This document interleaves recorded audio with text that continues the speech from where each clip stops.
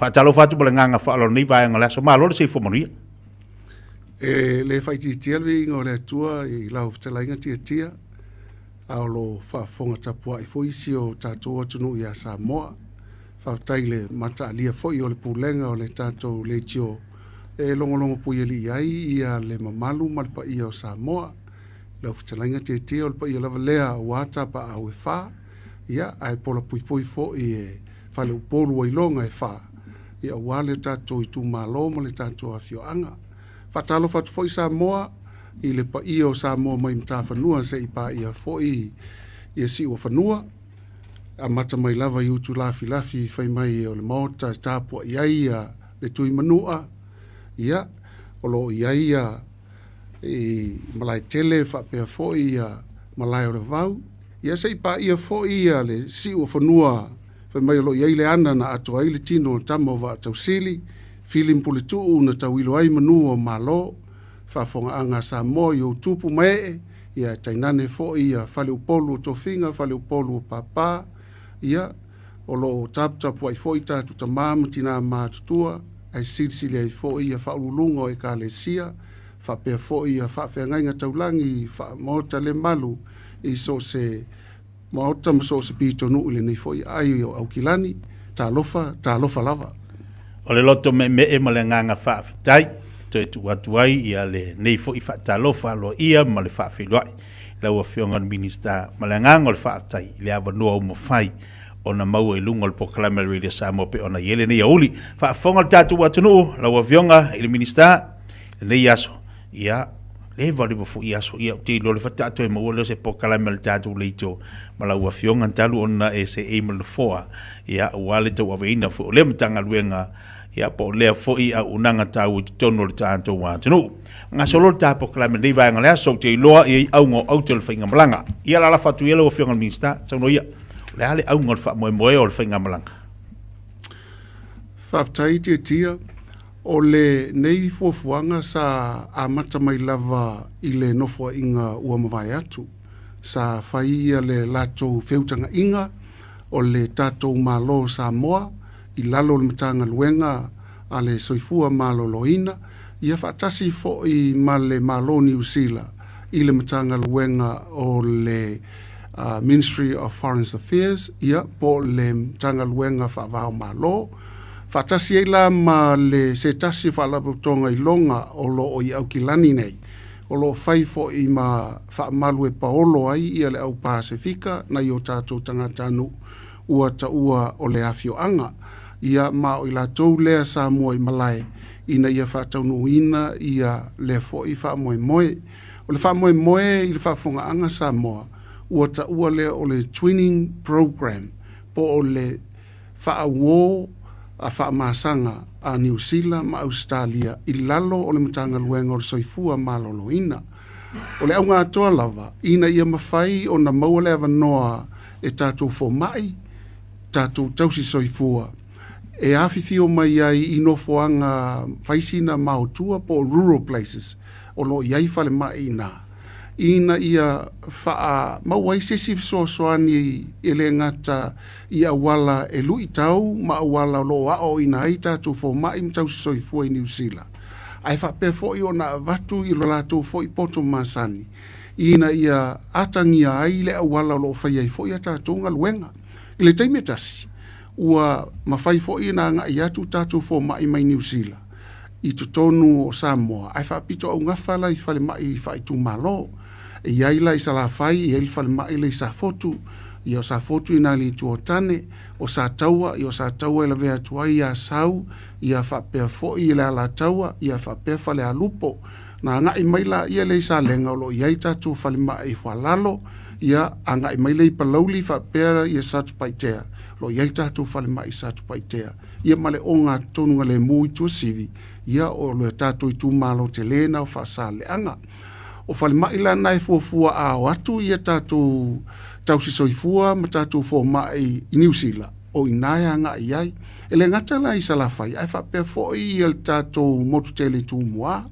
o tu muala ya nga iatu la ia tatu fo mai le atu New Zealand ma tau soifua io na nga ifo ile itua le ano amaa pe na il tatu fa mai lufi fa solo tu il mtali pata ina ila lo manu fa solo na ifa le alili ma ifa le alili ia olo iai ia le tatu fa le mai tu tonu na ipoutasi anga mai le si umum safata lo ia tatu fa le mai i sanapu o le fo ila wo fausia le tatu fale mai i tono le fanga au laili talaina fa fetai tu lava ia li ima fai pule le tatu tu malo fale se la le fanga fa tasi ma le afionga i le fai pule ono o se fale mai sili na matango fia stai me luma ia na wo tu fo ile se matu tala ono fa solo mai le ya ana lo il tatu fale mai fale olo fa sanga i tonu lava male mlava lele e lo to e talaina tatu fale mai i le muenga ia il fa moe a mai anta pena le lei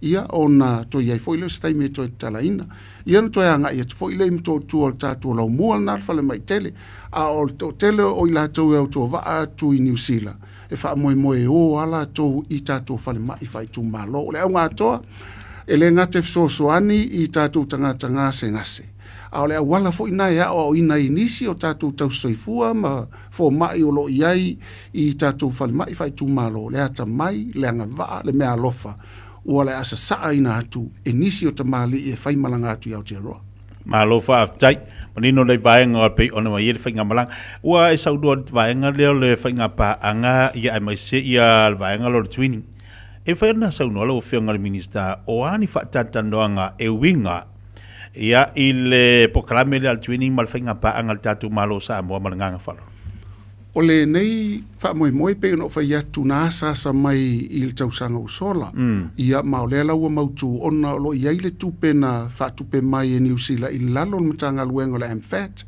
Ministry of Foreign Affairs ola tola le sa fa pa anga mal tatu fainga malo ai ngalu e ina la e lalo ole ngaluenga tele a Aotearoa le iai ia le tatu le afio anga ia Aotearoa fa tasi ila ma le pipi ia tu o le ata mai fa pitoa i meo fainga paanga ale tatu South Seas Healthcare le i o tara o la toula ia na moe malai ma fai le so ia le feilo inga le ala utino mai o le masina fole a matai tatu fa moe tia ma fa fo anga sa mo malanga tu la tatu fo mai mtene ma le auto soifua i nei mai o teloa e anga ia tu sa mo a o le o iulai le au mai e fo ia le tatu to ono mai sa mo ia ma mai fo le anga lulue sa mato fo i mai na mato no mai lo le aso lua il vai aso sola mato anga ia tu lo i Dunedin ia mato fa solo mai na ma fain fono tele lava ma Oamaru o lo ia se fale mai le lei fo ina fa moe au mai o tatu tau soifua ma fo mai o ina fo ia nga ia tu iai ile motu le lano a pe tau tatu pe o le South Island ele na ia mana matu nga lue mala tau mai le aso lua aso lulu astofia so raile matu e fo i mai ia ma matai lol pol kala me le asto nai le ana te atu nei matu felo iai matau si soifua sa mo malava i au kilani nei man fa tu muina le portofono ina ia malama fo i lato i awala e fai ai ia leso tanga e ta uli training program e lono winga o tatu tangata lai au hatu e apalai fo i la tatu tau soifua mfo mai nei le fo i ai el komiti fa foe la tu te ilo ina i la tu malava yanga vaa fa tasi male nau ina isa saa atu i lo la tu si la fia ina i manu ia o tatu tangata ia manga ia tu lole isa moa tonu masina ia mfain fa anga ia tu leono masina ia fa so solo tua e lima tau sanga e fa tatu pol kalamele tetia mana ia o le ua fa fonga tatu watu le ua o le sida mamau ma le baba ai mamau le tatu finga malo ai mai sel tu lai mai lo fonga minister al taimine ina ia manuia manga i luma le au nanga ma tautu o le tatu mtanga luenga ai mai se o le whaasoa ina lea o le poto ma le sida fia tu langa tau fo mai ea le fu e tau o hani si vaenga le lei o le neifinga malanga lo fonga minister ea o ngā mataua ea mo le tatu watunu isamo ai mai se le tatu mtanga luenga o le sivaanga o le aso lulu le anga fua nei la faise mātou fono tele lava o le mātou au malanga e tō hono mātou o le mātou malanga mai ma le tātou whātou sili au ia whaatasi fo I ma le afionga le sui whaatonu sili au, ia whaatasi ai ma o le afionga le whaatonu sili au, o le tamaitai ia June Scanlon Lui, o le afionga le sui whaatonu sili au, o le afionga ia Tangaloa Dr. Robert Thompson, ia whaatasi ai lea ma le whetalainga ma le sunga ia Henry, o ia leo lo vaia ia tatou soifua, chief nurse, ia whaatasi ai fo ila ma se tasi o tamaitai o ia fo ile vaia ia le human resources, ia whaatasi fo ma se tasi o tamaitai tūlanga tau consultant, o ia consultant fo mai, I fo mai, I tausi soifua. O le mato o malanga lana, o le aunga atoa ia maua le sila fia loa ai, po le ali sila asanga I lumo I tātou. Ia masiasi atu fo I whale mai le ngata I masini o lo whaongaina. Wa tasi ia mele o lava leia I tātou. Ia mafisili fo I awala I whaie fo mai, wha tasi mtau soifua, ia la tutu te tau ave. Il taime tasi. O le aso lulu le la mato malanga atua I whaile fono ma le minister o soifua maloloina New Zealand. Whaatasi fo I malonia au waa le fionga le polisili ia mai lato uma. Mai to lima fo ia le tato a malanga matu te malanga ati Wellington. O le au ngatoa.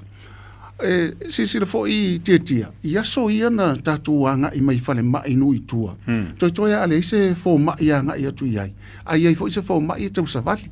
Ai tau ave lava tau si soifua ia le whainga o tuinga, o le vainga o le ngase, wanga nā watu ngā tele, ia ona mawhaile no refer anga ile, I se whale mai tele, ia po o se wala au fo, ili fo mai anga I atu I se fsoswan, o lea la toi whaola ola, ia le whainga pa anga lea, ina I fsoswan I atu New Zealand tatu Paul Kalamele, ta ua o le nurse practitioners. Afa pe whai a sao lea wha moe, o lono winga, o le afa a I titia fo mai, I tātou whale mai nui tua. Ai anga I mai lātou I le te leo le mana onga o lo I tua sivi. Ma mato tua. O le teimi nei lau whawhonganga sa moa, ma se fo I lau talainga tia. Na o le iwa suma tolu tātou fo mai o lo wa aia sa moa atoa lava. E le tai lava atonu miro moa. Pe au te whalongo pe lua se lau tau fo mai tonu whan mai le. Ia, o se matua winga ese ale le mamau, ao sa moa atona o le iwa tonu. O le tūlanga na lai ai. Ai I teine ma li I tau soifua, lau o atu le valu se lau lea whai. O lono winga, a o tau wina la I la tau o se pathway le leie ma whaiena la tu wa aia tatu whale mai nui tua. O na wha lao leo o taimi ma wanoa o tatu fo mai. Ina ia ma whaina la tu whaia ta o tonga. Ia ma wa aia pea, ia le tele o ngase o fetu leni mai I mato tua mtua sivi. Ma alo whaftai. A whalafonga ma tatu wa tinu tilo pe na saunola o whianga minister I fo mai o lo wa aia le tatu wa tinu sa moele ato se lau. Ele ato. Ia mai whale mai ese me se fo I tatu whale mai ia pia ma mo tele se la. Whai lono winga. E whalinga me tele se a whianga o lo a whia ila le tatu wa tinu sa moa. Ile leo ni fo mai se wanga nata se fo le to tele ila o whianga minister. Ele aloa I ato le la au tia lau whaafonga anga sa moa. A whaifo ilo I tatu fo mai wa nau e o atu e ofo ina atu o la atu taimi mo sa moa. A tonu o le vai tau le leile nei. Ele ngata o lou sao lea. Ai o la le whaangalo ina fo I lou tamali anga e tu sai malenga ruenga fita I tunga. Tu te hafi fia o tuai maso soani I le tatu whal mai. O le mawhanga tonu ane o le mātou te malanga tuai I Wellington. Ina ia soa le pule ma le afionga fo I le minister o tatu soifua malolo ina malona ia awa. Ina I mawhai ina so soani mai tatu Paul Kalamelea. Ina ia wha matu mai pefo mai o lo iai I tatu whale mai inu I tua, pole rural area. Ina ia so soani o tatu tangata tele ngase mtonga fitinga o lo whai e tua sivi. Ia wha pefo I le tatu ai tele ma le whale mai tele mto tua. Alo whaftai, ia whawhangamali tātu wa tinu, ia aunga au te o le whainga malanga pe ona whia maila whianga minister al mtanga luenga le seifua maloroina, whatasi ei malona au waa pe ona iai te tonu o lau whanua o Aotearoa. Lau whianga minister, ia se itu atu pela usiri lau a whianga. Ia ohani swinga, ua iai ia le tātu mtanga luenga talu ona e tula I mai, ia avea o lau a whianga o se minister I tono mtanga luenga le seifua maloroina. Ohani po kalame whaupopo, o ini po kala me fou e una ia ai ia le tātou mtanga ruenga le seifua maloro ina i tono le tātou watu. O se fisiri tāua, o le taimile nei 5 miliona le tupe u whaaluina le tātou atu no o whaatau ina tuaini e tātou masini whaapitoa. Au wale fsoswani e tātou fōmai, whaatasi fo i tau se soifua, mo le lātou ngaluenga whita o loo whai e le taimile nei. E peia antou sila fia le mamao le maualunga wa siti ai e New Zealand i le whaatotonga ina o lātou whale mai. O nei le tau ngofie. O le mafuanga fo ina ua invest le tātou malo ina ia watu ni masini tāla whiangai ina i whaafai ngofie ai o na whai tātou tau tonga i Samoa. O lona lua, ua umale mātou wasi singa na whai i fiti. O le aunga atoa lea whaatamelu sanga. Ina i mawhai na au mai fo in tātou ngase mai Samoa i fiti. Ona e lata na le tasi tu la fasfulu minute. Ia mai se ngase o le fatu. Peintou sila fia na o New Zealand lava le matele mai e tātou ngase o le fatu. Ia mai Samoa. Ia pe ama le whai tu lai malanga mai ai. Ai leo taimi ume au sia le tangata le mamau. Male umi. Ona mantua fo i o le mai fatu e whai teitenga tā lava i manawa i lunga le ea, au lo lele le mafu angale nā. E fo i lau sa ili mai ai fiti, ma e whaataunu ina le whainga paanga i le masina o anga o soso atu nei. Ina ia a ngai atu fo i la tōma sosoani, i mwawa ai, ma whau ai fo i se no foanga, e a ngai atu ala tōma whaita o tonga mo mai fatu, i a whapea fo i ni mai o kanesa, i a ngase whapea nā, wha moe, au le umal ni tausanga, ua tino mai le whainga paanga, e pei fo i o nā ngai mail tātou le soifua malolo ina, o sui lava leo le tātou whainga malo, ina ia mawhaina o au manongi o le matangi, e maua isi na wanoa mo i tātou, e fsosoani le tele o tātou ngase. Lau whionga le minista, e ina i whaafitau le ina tūla i mai e pei tono le tātou mtanga ruenga, e pei o le sioki le o fuala au, o vaila au.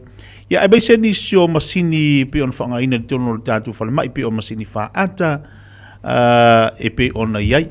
O e ini vaenga o whaale le le tūlanga wa i le tātou watanu? Sao le ia le whaafisili. O le vaenga mua le tātou whaata fo le CD scan. O na matua whaaleanga ina ia ele ino fwa ile maloma tutongi se tasi inisnia whaapitoe malanga mamao atu. Ia malaua toe whaataunu ina lea au nanga e sili na mo mia o tātou tangata. Sa whaale tonu fo i tātou masini e lua e whaiaile o ke sene mantua fo i tia ma le whaafoanga Samoa. E mo mia tātou o ke sene i to tonu o tātou whale mai. Ai mai se lava i le ICU. Whapea fo i le nofuanga le whaiaile le tātou o le potu tipi. Ia tainane fo i o potu sili leo na whainga tā lea i to tonu le Q7 ma le 8. Le mo mia nai tangata i le o ke sene. Ia le ngata fo i lea e mo mia tele le tātou o ke sene e anga i atu fo i to tonu o le tātou waenga le ia tātou whatungao ma vaenga whapena. Ai mai se fo ingase i tuo lawa i tuo tātou ainga. Mo mia ilo ke sene. Matau nua tuloa. Ai whale tonu lo masini e lua. Ia mana umi se taimi o whaatau mai le tātou o ke sene mai Amerika Samoa.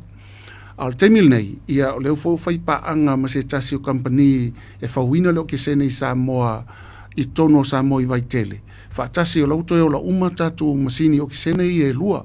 O masini nei e tauna lato utuina tātou whangu o ke sene e o le varu se furu le aso. Ina ia au sia ile mana onga tūpito. Ai peta iane, ona o le whaititia o le ola le masini te tauna spulua i tūla e o la ilisi masini spulua i tūla ilisi masini. O le mafu angal na o loo mātou tutoma mai lava i Amerika Samoa. Lātou te whaatino ina ia le vaenga reserve. Nei meane wa yaini ni whaalua whaafuose i tupu, ia poni ngase whaafuose i lava ua mo mia. E ese mai ngase o lai maasani ia ilwhale mai. Ia mai mo mia lai tātuna ia se reserve. E soani mea i whaalua tupu whaafuose. Malo whaaftai. Manino le vaenga o whaafonga le tātou wātino.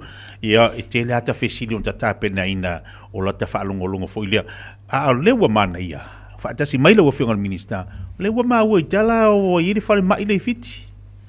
le fa ua fa mai ye le uma na mai saina e vatu ni so tatu ma e ma fai lo fe minister fa manindo le vai o le falmai le fiti e lua la tu falmai ua mautino ala e fai tatu fai nga paanga ma fiti o le vai aso fou le anga ia tu e fo ila tou ia masaini ia le MOU, le Memorandum of Understanding le vau malo e lua ia ma fale mai e fiti o private e le ni public ia fale mai e lua o le foi ua mai leo fo saina la tu so ani mai to yo fo mai fo ila initia I saute wa te minei la tatu fai pa anga mai initia I matu e tolu fale mai initia le tatu fai pa anga ia leo foi wo fo mai malesi fo I kulupu mai na initia I saute mai ye fa mo e stai mo luma alu ma tu malanga ma tu te asia fale mai na initia I saute fa tasia I masaina ia aole I matu mai fo ia la tu fo mai so swani ia I tatou ma o wafo ina mai fo ia la tu se so swani tele lava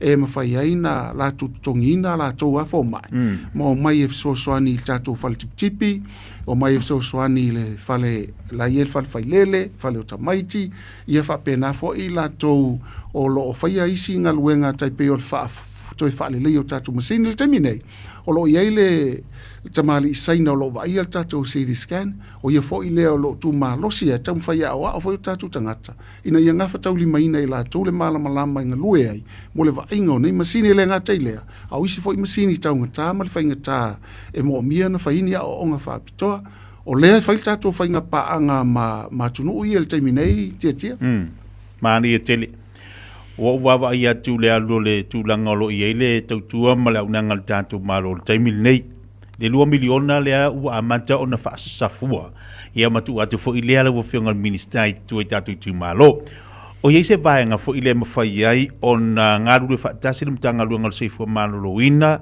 ia matatu I tu malo le poloketi le 2 miliona ina ia una ia ai le mtanga luanga le seifua malo loina tatu tu malo ina ia maua le seifua malo loina lau telo tatu tangata o le fa moe tonu le na ai si sila foi le fa fa ngofi ino le o nanga pe fa ye lima suma tasi ia maota ia po fono fa vai o ina le a mafai ona au nga atua iai ma maota iai ia mafsoswani ia tatu falma I fa tu malo mos fa tainga o le taimil nei lau fa fonga Samoa e mas foi lau talenga tia I le tu malo a le o le tuotane le la vatu sin fa tainga e o e fai ia o nga whapitoa fo mai ma tau soifua I tono sa fotu e vatu la suionu le la iei suionu malava e amatatu ai pata mea sa mla ulu maunga sa le aula sa fais to le pai le lep fanga malo le lepa avao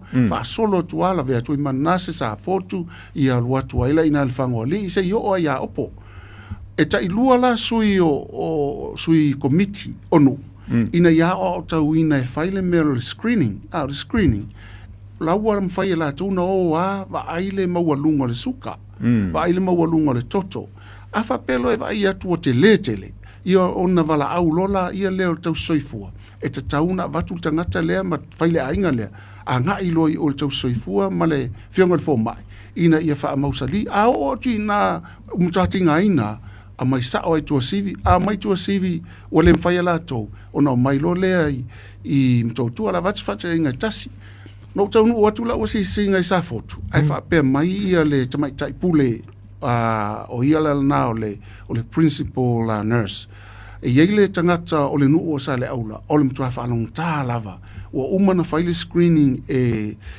nai tamai tai ia faia mai le toa fio anga ai le mfai ona luatu falma ia o le mea sili na o le whaftai o le ola o le mea moni ala na o le manatua si foi tina ai ele moni ia le results le na fai e tatou tangata i o le nuu no fai e pei vai maulalo iai ana le vave mai la avatu sa fotu le mfai sa fotu a mai tua sivi le mfai tua sivi fai lo malon tau tonga i le vai aso lente au le matu tile o mai lo winga la lau fam talanga le lei tele la le fainga paanga le aitu malo le we ta ul fono fa mai o la foi wa avele ave ia le malo I fono fa vai fa matu se leni fa pitoa ina ia fai ai ia o onga fa pitoa ma ave ia le fa mua ina I mafai ona sila fia e tangata onu utaitasi o la toule mo mia ia le vai fo mai le taimi ale nei o le mea sili na fa le tonu le tatou atuno e tinga ana i loa laua ngase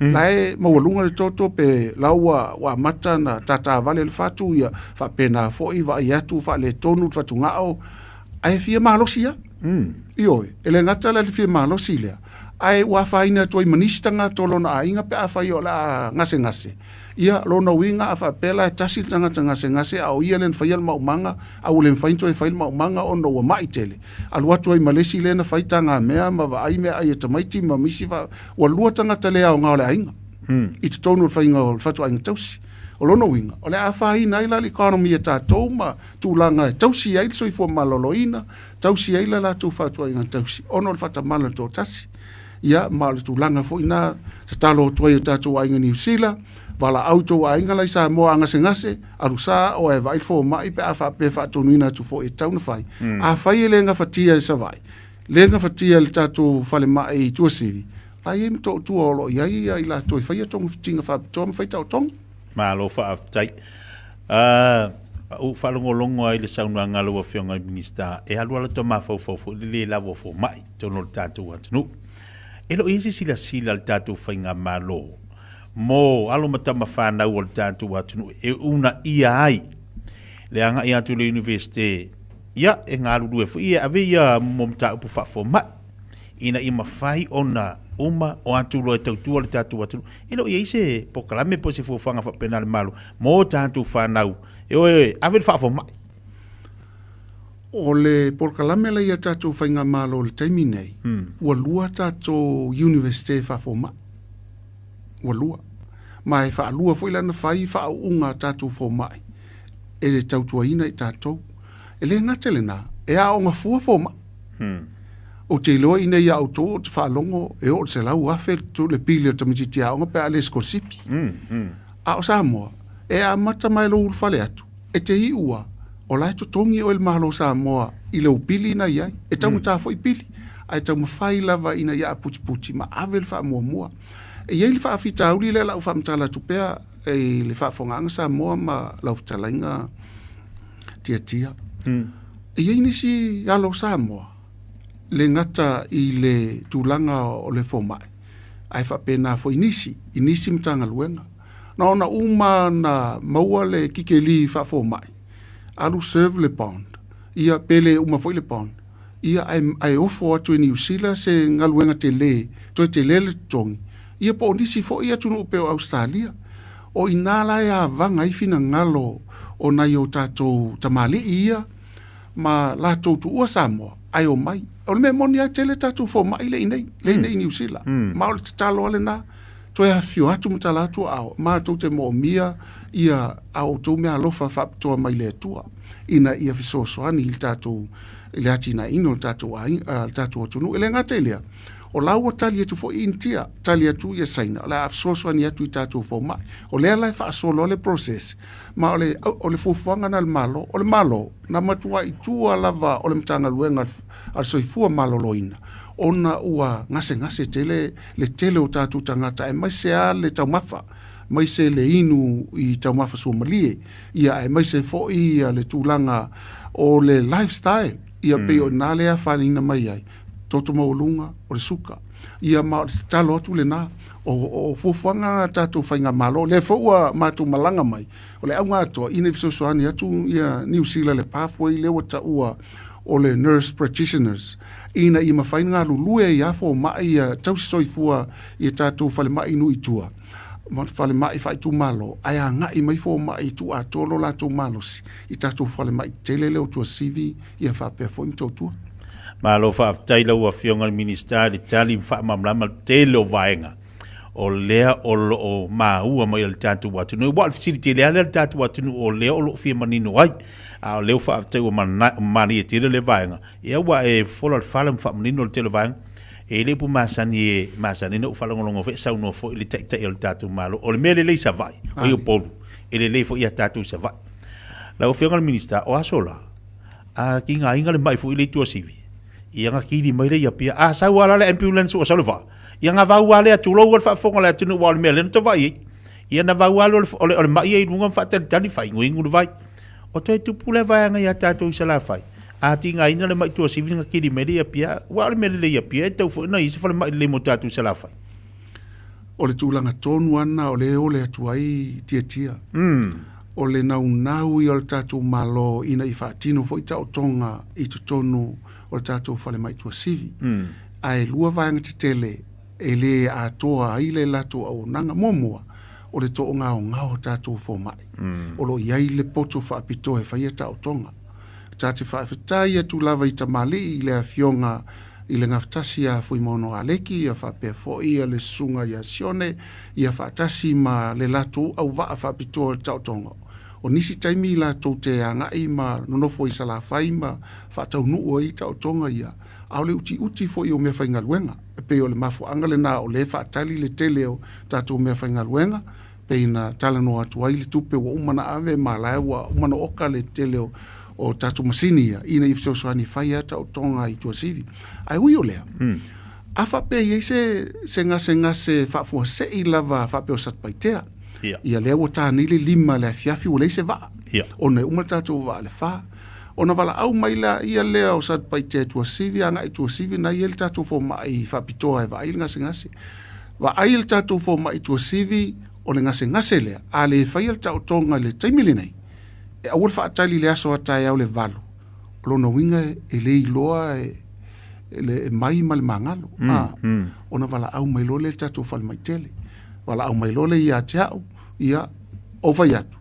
Le lei, wa aise wa. E avele wa ana i salafai e mai, ma e taluna utula e mai wa fata to mai fa pena tia. Mali. O le le mai ti ngai le fatali se iau si tale ono tai au. Wai fatali atu maliu. E uilan tangata. E lusfulu ono afe tongi el mtanga luenga so fu malolo ina le vale tas. Io e chara ile va ale e alu muto isa. Ina ia mafaina o mai ola tangata le. O fa ona faia le tulanga na talu no tula mai. O le fa moi. O le foi matou te ngā lue atu o ma foi ina faise tanoanga mai la to e faia ia helicopters. Ia e tolu ni company tasi mai Papua, tasi mai Fiti ia mai ni New Zealand. Le fa o man faise tala. I se au wala mwhain so swani ia i tātou. Ia e meise le tau e tau aweinai. Ona e mo mia i tātou so swani le. Man tua fo ila e lefa pena o helicopters. Fo i ta whao. O man matua wa ai Fiti o le mtua manai o helicopters e mai ngase. Ia pole meri vek. E mwhaina no fo i malfo mai. Ina ia tonga Fiti pelfo i le ngase le ina ia ulia mai le anga i mai i mtotua. A o mai le fo mtotua e fai atu mtatinga ina. Io na mai lola ia le fa nati i le kapeneta e fai se fit feelinga pe te tauna mai le tangata le New Zealand e pe ave foi Fiti wala o i tato fai nga pang Fiti e lua la vaenga le wanga ia tu ia tato ina ia awane i mau se soifua o le tato nga lue ai tamine o le tele foi au taimi lau sunga le ofenga minista e ia le manonga le fai pule foi le latu fale mai fai tu malo e ia ni fale mai fai tu malo e lo le lei ma atoa ia ni vaenga te tau ai ona i le latu tautua a o leua a matau na ngai i le whainga malo te mine o le taimile nei e whainga tai anto e whau sesi fale mai fau i lo fale mai umalawa iai ma fuanga le nei o lai mo o mien tatu fo mai a whau nei la i le fale a e ale ano fale o le whainga tale na e mo o mia ona tātou ngā lulu e whaatasi. O lai whela ta i manu i whale mai lai ai. Pau al mea veli wha mua o le vale o salafai. Ma o polu, le ngase le te sauno mai ai. E mo mia se service na. E mo mia fo i le Medivac po se helicopters. I o wai le mawhaina a mai sta a vale vave pe a ngase se si ali pata. Ai mai se le tātou motu fo i le i manono ma polima. O le service na le a veli wha mua tātou. O le toi whauino se si whale mai. Mo ni whaitu malo. O te loa leua, ai sila le leia, le no whaamtala atu, le tuotane. Anga ia tu le asau, ia whapefa le alupo la ia i ma whale limo i nā le ala taua. Anga i mai le pito le iai ia sa lenga le ifo alalo. Anga i mai i lesi pito le tātou, le la vea i pa lauli ma i satpaitea, lau i satpaitea. O mai loa le tātou whale mai, tele le tu tono tātou i salafai. Le ala iai ia le tātou whale mai le tua sivi o lono winga. O lai whela hata i uma tātou whale mai lea. O le toi whaula o se whale mai le vālea. I au te loa o se miti whai mamango. Po o se miti fo i lea selfish. ona e lai mo mia tatou ni fo mai man tau soifua e mwhai ona na whaia ia tatou vai ngase ave le wha mua le me ave le wha mua e wha pena fo ila ia tumua la fo ua so le ia tatou mo tutele i tumua i tūlanga na whale mai ai o lea vai ia le soifua malolo ina mal pulenga ma le whainga malo e te tauna prioritize le me ave le wha mua lua tolu wha ia se o lavaina tūle le mai tatou au nanga a le tatou tangaluenga soifua malolo ina malo whaatai, po la te mana o ngā e pēr tu atu te whale me asat pai te oi pala ulu whale wha.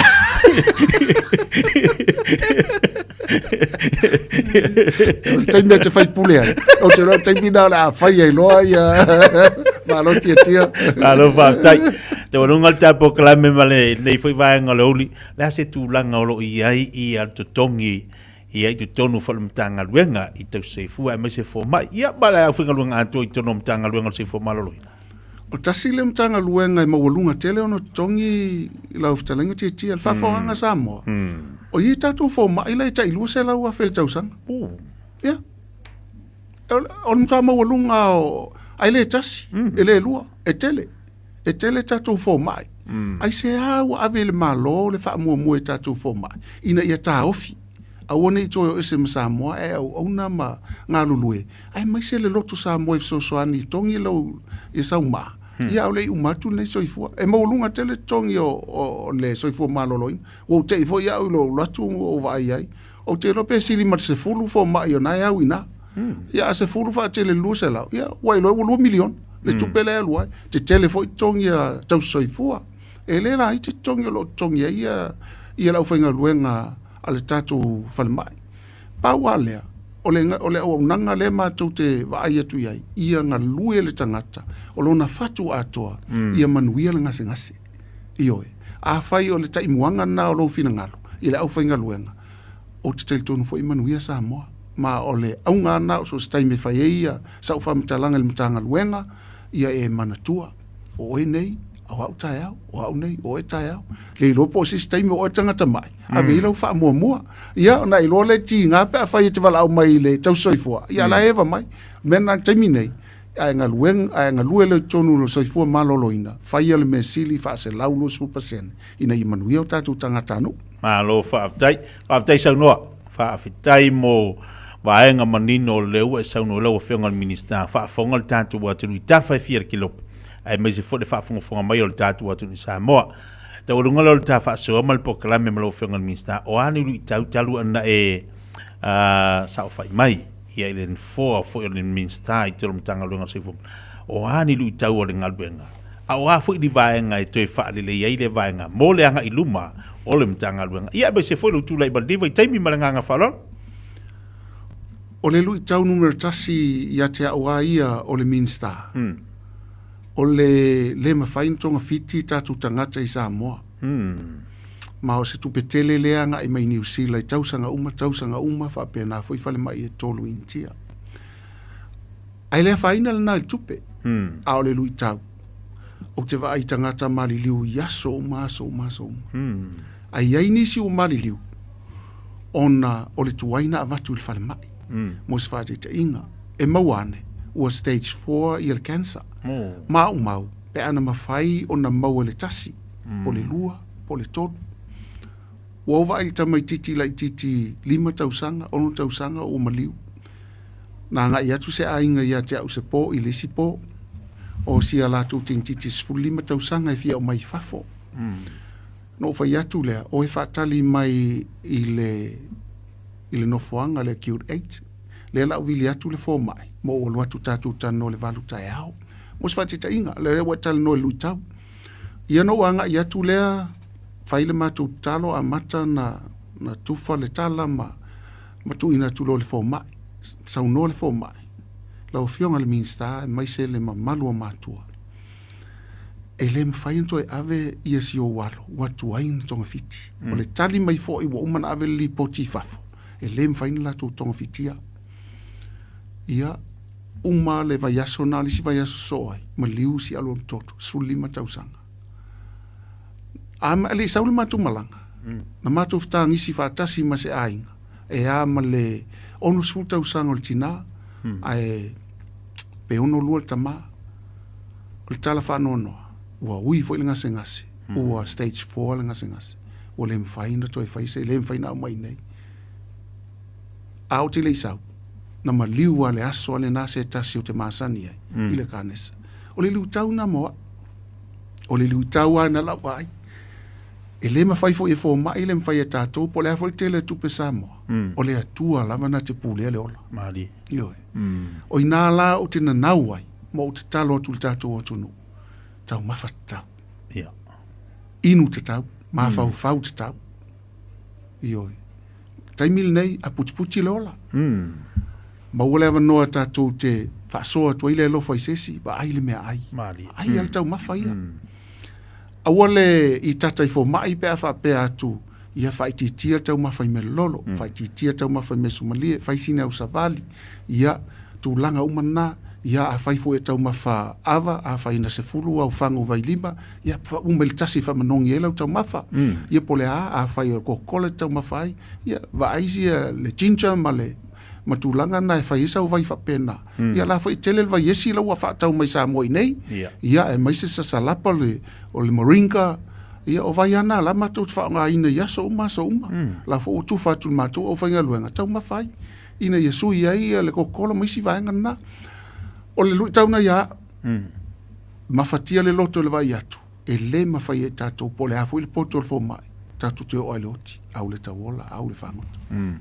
ma lo fa tai o le nganga i o le fa tai te wolunga ta fa soa ma le saunanga lo fionga minista ia i tulanga matango fie e una ia le tantu atu le soifua malolo ina tau na iai o lo wola o lo i o au o lo i o tantu lima o le tantu wola lono winga tau o tene le saunanga muri lo fionga ia mo le fata waina le soifua malolo ina o tatu tangata pa aile le au tau maftanga aile le ia lau vai tau mafa e tāua tele lewa sau nola fionga minista mo le mamalo le tatu atunu ma tatu uma o lo soifua malolo ina tāua lea ia na maile se whamtalanga ni vaenga o le oli whamalo whaftai e mamole atuale angang whaftai whaile leo tia whai mafunga mo le pulenga luide sa mo malana whinga luenga pa ia mo lunga o le tatu atunu o lo whafunga mai lunga o le tā whaasoa malo fionga i le minista whaftai tele lava i lava noa whawhetai le tala whawhetai fo le manatu le tatu atunu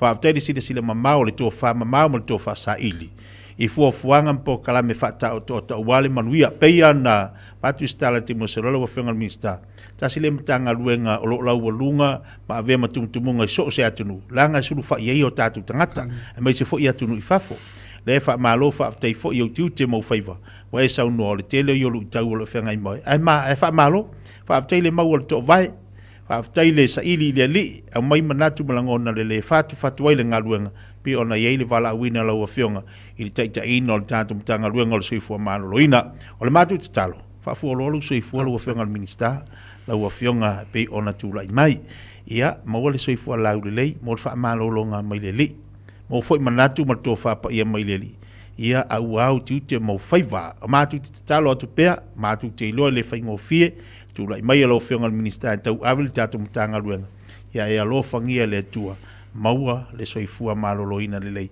au ale tautua ina o le tātou atu nuu ia la fatu ia malenganga whaalalo le whionga minista ma ia saunuanga tau alunga le tā whaasoa ma le tā pokalame lei vaenga o le uli malenganga whaalalo whaftai tele lava tia Samoa ia ve iaia lo leo whatau waa e whai mafonga fo ia la whionga le taitai o le tātou malo whionga le pālemia le sunga la uli le mali toa ai tai nani le kapeneta ma le tātou whainga malo ma tau te whape atu whawhitai tele whawhitai mo te talo whawhitai lau tapua inga whawhitai lo ua lofa ua mawhai ai ona malu Samoa i o wa ao mai le whangaloina ia i mātou la tau tapua inga mātou te teu mau i o mātou whatu ina i mawhai ona manu i aisi o tātou o tunu Samoa le alau whafonga anga se mātou tala ule tau ta mali poto le tau tai e sela na atu yama e vea foi lota nau tā mala se ai le tala a fai o lea toi fa fo i tala te malosa le aula